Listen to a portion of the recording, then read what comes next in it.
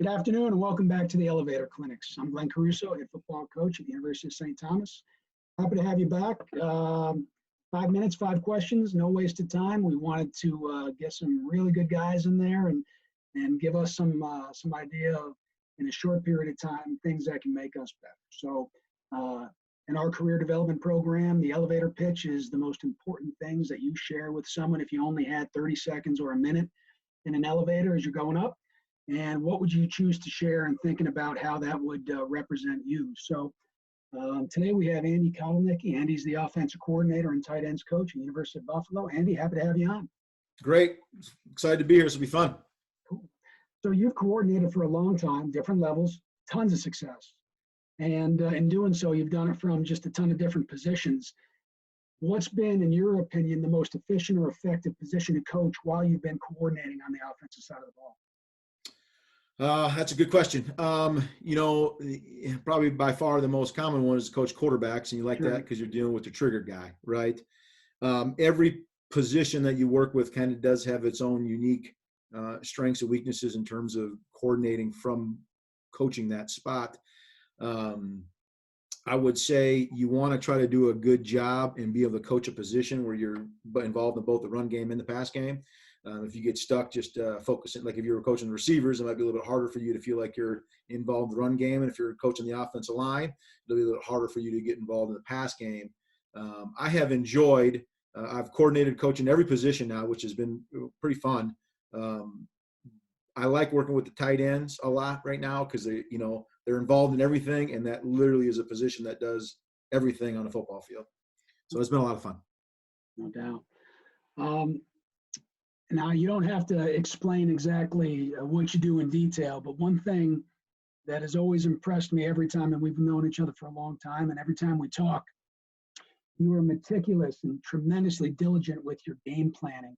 If you can maybe just share with us a couple of efficiencies or things that you work on and how you put that together to be the most effective. I talk to even just our players about never losing sight of what is the most important thing we're putting together in game plan is yourself, your current team, your current players, your current personnel, the number of plays that you carry. That is by far way more important than who you're playing, the scheme that's going to work against it. At the end of the day, we know the game of football is about execution. And as coaches, to really spend time and evaluate what are you doing to help your kids execute and are actually doing it. Are you simplifying complex things so your kids can go out there and play fast and do their job? Way back in the day, I used to think about a lot of schemes and always having scheme answers. But the reality is just get your kids to play the best of their ability and ask them to do, a finite number of things, but really evaluate on a week to week and throughout a year, what is that number? How many things can you actually do? Yeah, absolutely right. That's awesome. What happens if I run out of time? I don't know. This is only the second show, so I can't wait to see what happens. I probably have to cut someone off, right? Okay. All right. I think one thing that you do an awesome job with on the scheme is the RPO. That's been a staple of what you've done since you've been in Division III level, Division I level. Now, like any other scheme that's kind of new on the scene, like it was 10 years ago, there's this big gap, and then teams catch up to it, whether it's an offense or a defensive scheme that happens, and there's kind of diminishing returns to a point. What is the newest or next thing that you've seen in terms of specifically the timing and RPOs that you think is pretty cutting edge? I think it will come back to this might not answer the question directly, but I think what's really important is everyone's talking about RPOs and the ability to kind of throw the ball off of your run action, is you can't lose sight of the importance of running the ball. Amen. The reason you're throwing an RPO is to protect the run, right? If you're calling an RPO play with hoping to throw the pass, that needs to be communicated. That has to kind of go in your game plan thoughts that way. And it has to be certainly communicated to your quarterback that way, however you would do it.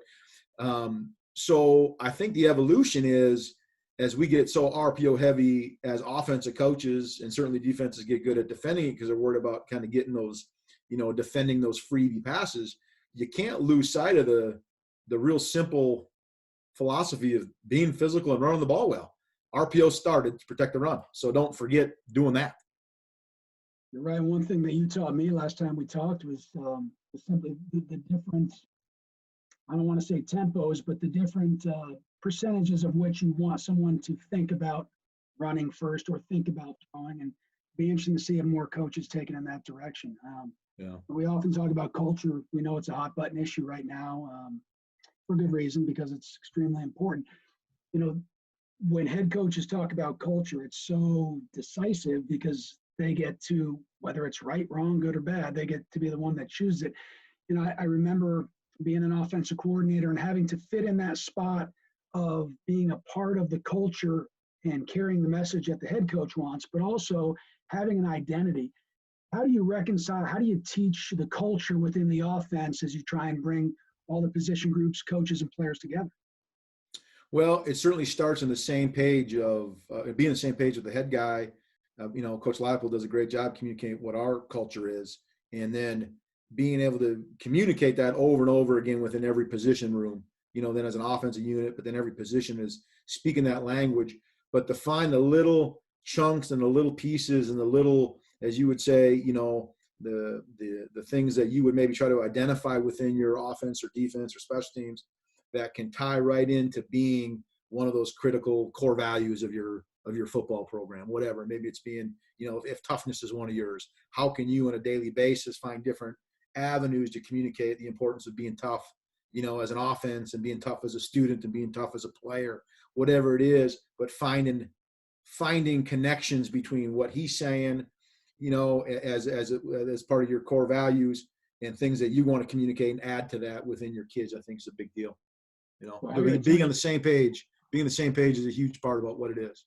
No doubt. You're impeccable with your timing, and you're using all your time too. That's awesome. That's right. We're using all the play clock, 4-minute mode here. We're milking the clock. Awesome. Hey, last one. I always like to, I've been doing this all of 2 episodes here. I always like to finish anything we do with what's the next step and what have we learned? Look, we're in a time where things have changed drastically, and just when you think you've navigated that, they change again. Coach, give us something that you learned in the last 2 or 3 weeks about anything. Maybe it's about you, your team, your family, but something that you picked up on that this difficult situation has given you a positive. Well, from a professional standpoint, I think we're all utilizing technology and, these kind of webinars or Zoom technology that allow us to communicate remotely without feeling like we always have to be in the same building. We can get a lot of work done that way. On a personal level, I would say, the idea that I get to see my kids every day, and really I can see them all day and see them interact with my wife, and then how my wife handles now that we're home all the time, and how much more we eat and how much more laundry we've got to do, you know what I mean? And kind of like what the Homefront is really like from, the normal business hour when usually we're typically not in there. So certainly an appreciation for what, everyone who's staying home and working with the kids, they have to do. But, as I explained, you talked before, this has kind of been, a little bit of a new stimulus and kind of a fresh, way to do things. And I think as humans, we'll certainly, benefit from this in the long run. Oh, you got the time's up. I don't even know how to work the thing, but that's what happens. You got all the way there and it said time's up. But I do think you're right. I think it's going to force a lot of people to think differently. I know this. I've taken more couples walks in the last 3 weeks than in the first 19 years of our marriage combined. I'll tell you that. I have met and seen more neighbors, or I should say neighbors, people in my neighborhood than we ever thought. And it's my dog is I'm driving home from the store the other day, and it's like noon or 1 or something like that. We live in a residential area, a lot of kids.